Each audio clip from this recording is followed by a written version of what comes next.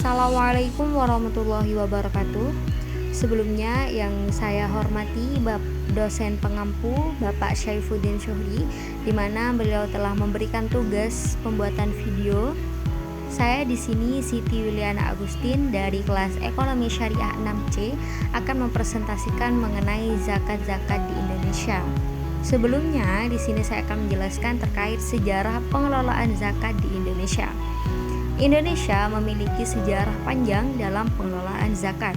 Sejak zaman kerajaan Islam hingga kemerdekaan Indonesia, praktik zakat telah menjadi bagian penting dalam kehidupan umat muslim. Pemerintahan Indonesia terus berupaya untuk mengoptimalkan potensi zakat demi kesejahteraan masyarakatnya.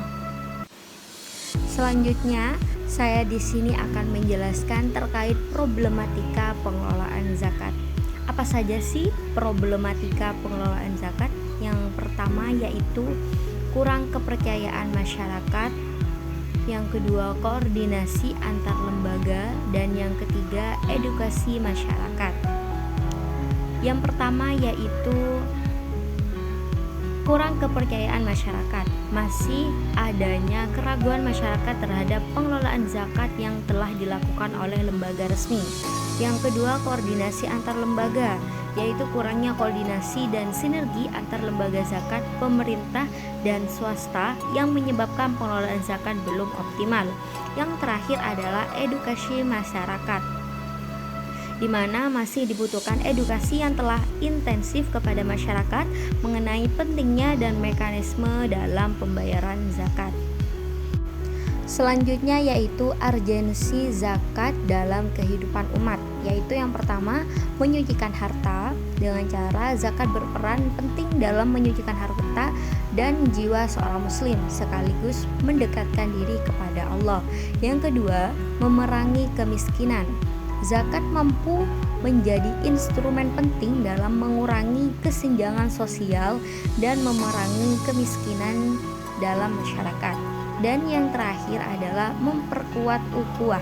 Zakat ini dapat mempererat ikatan sosial dan solidaritas antar sesama umat muslim sehingga memperkuat ukhuwah Islamiyah.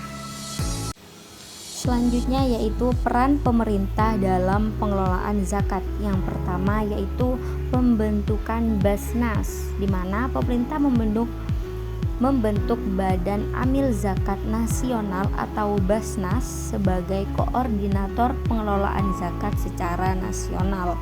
Yang kedua, sinergi lembaga zakat.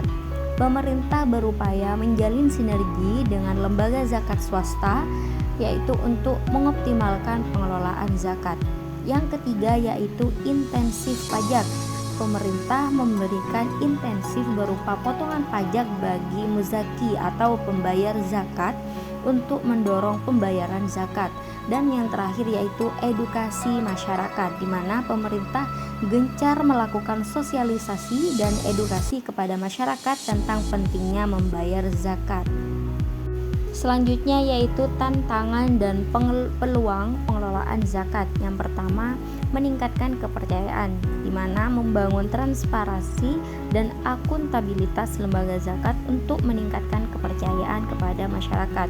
Yang kedua, digitalisasi pengelolaan, yaitu memanfaatkan teknologi digital untuk mempermudah dan memperluas jangkauan dalam pengelolaan zakat. Yang ketiga yaitu sinergi multi pihak, di mana menjalin kolaborasi antara pemerintah, swasta, dan masyarakat untuk mengoptimalkan potensi zakat.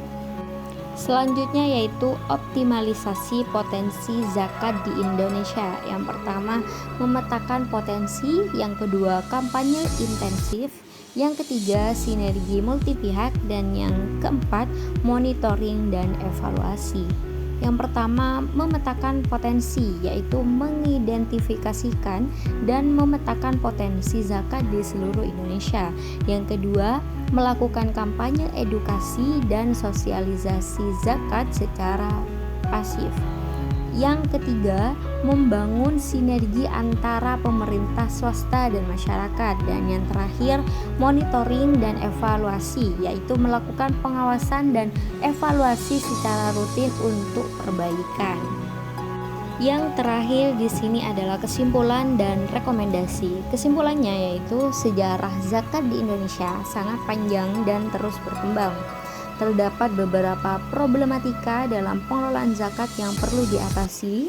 Zakat memiliki urgensi yang besar dalam kehidupan umat muslim. Landasan hukum dan undang-undang zakat di Indonesia sudah cukup kuat. Dan yang terakhir, pemerintah berperan penting dalam pengelolaan zakat di Indonesia.